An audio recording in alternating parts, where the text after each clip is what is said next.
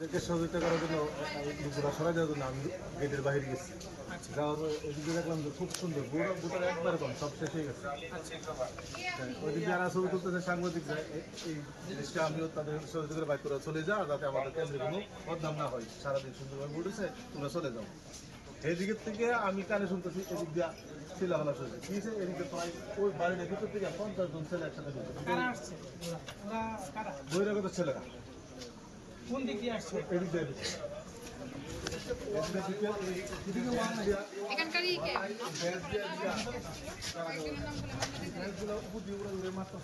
আমি তো গেটের থেকে এক কত উড়ে এখানে চলে আসি এলো পাতারি পরে 100 ছেলে রুমে ঢুকতেছে।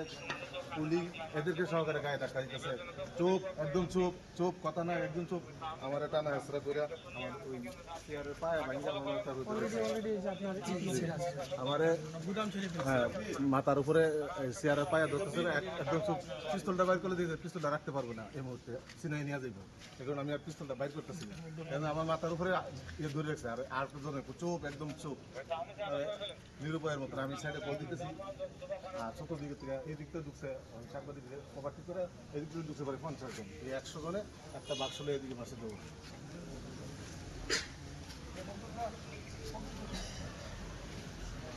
বাক্স কয়টা নিয়ে গেছিল?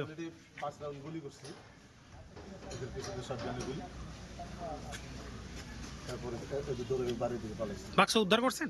জি, বাক্স ওই বাড়ি নিয়ে ওখানে মনে ফালাই দিয়া। কয়টা নিয়ে গেছিল? একটা পরে নিয়ে আসছেন।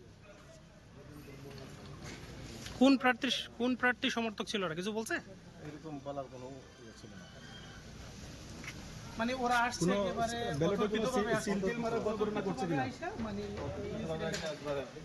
ব্যালটে কোনো সিল দেওয়ার ঘটনা ঘটেছে কিনা? না না, শুধুমাত্র বাক্স সিলটাই, শুধু বাক্স সিলটাই। নিয়ে গেছে। আপনারা কি মানে কাউকে আটক করতে পারছেন? না।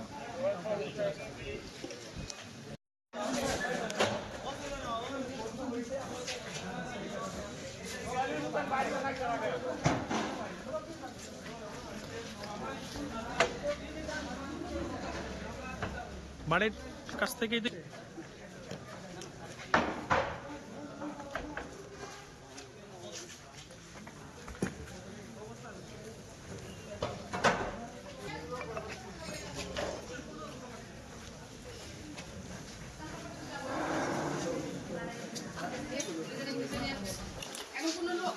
এখন কত মানুষ আছে একবারে অসহায়।